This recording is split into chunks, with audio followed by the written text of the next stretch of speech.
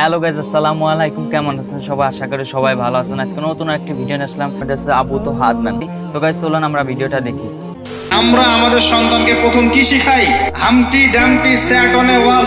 আমরা শিখাই Jack and Jill went up the hill. আমরা শিখেছি জ্যাক একটা ছেলের নাম, জিল একটা মেয়ের নাম। ওয়েন্ট আপ দ্য হিল আপনাদের পাহাড়ে চলে গেল, বান্দরবনের পাহাড়ের কোনায় চলে গেল একটা ছেলে একটা মেয়ে। তারপর কোনায় গিয়ে কি করলো সেটা আপনারাই বোঝেন।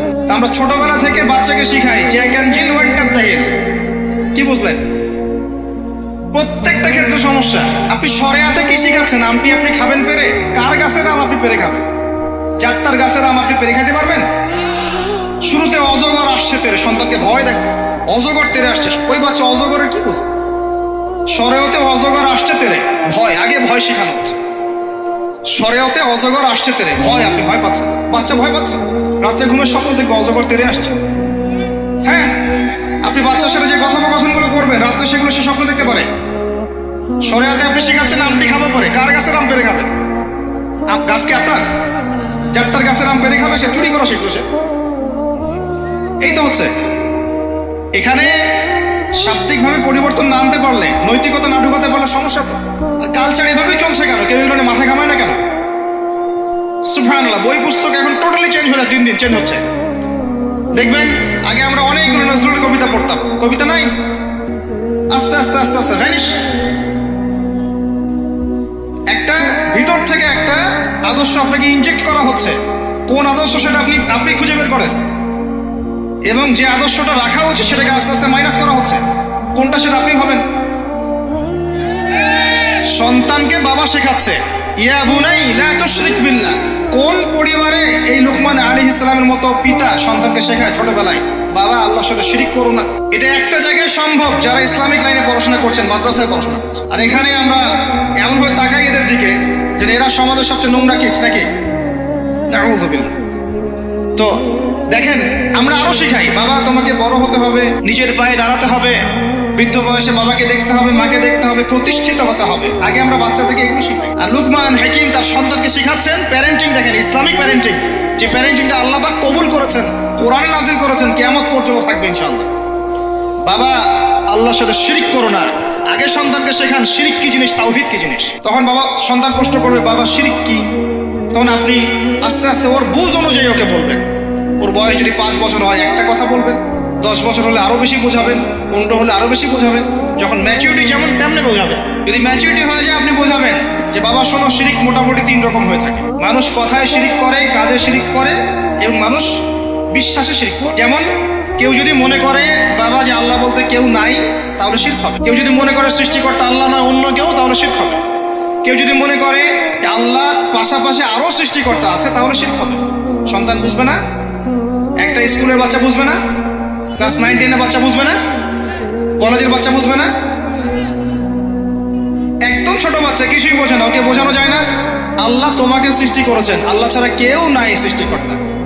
আল্লাহ তোমাকে সৃষ্টি করেছেন হয়তো বুঝবে না, আল্লাহ তোমাকে বানিয়েছেন ও বুঝবে না। আল্লাহ তোমাকে বানিয়েছেন, এই দেখো বাবা বাড়িটা আমরা বানিয়েছি, তোমার বাড়ি আমাদের বাড়ি আমরা বানিয়েছি, ও বুঝবে না।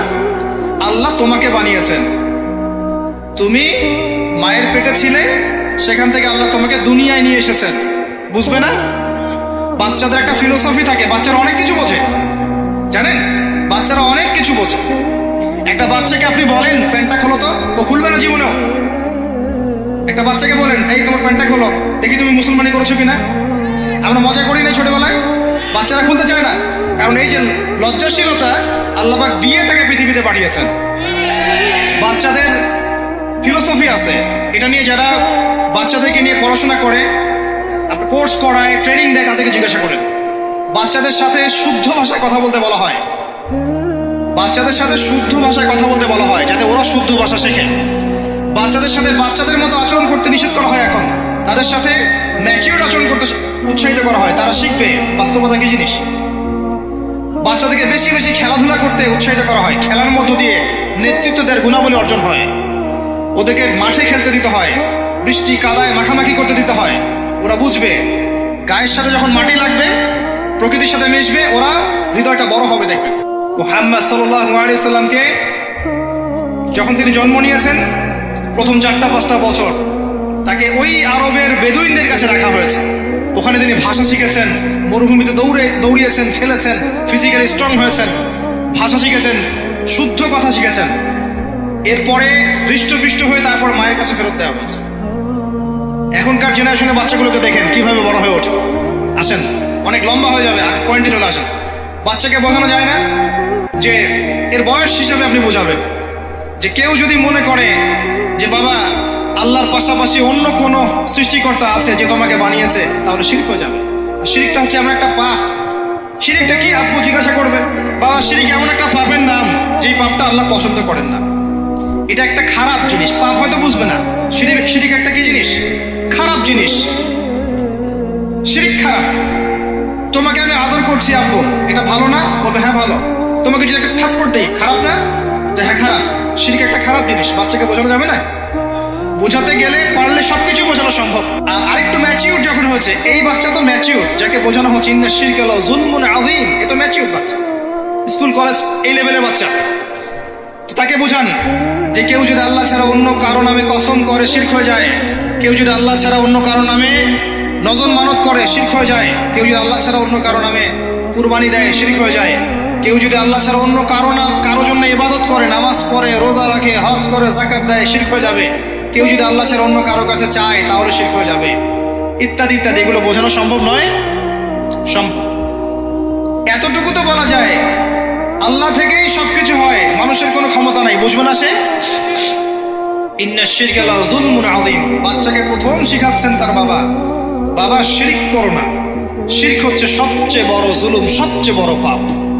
আর আমরা আপনাদেরকে বলছি, শিরকের পাপ নিয়ে কেউ যদি মারা যায়, 99% সম্ভাবনা সে ব্যক্তি জাহান্নামে যাবে।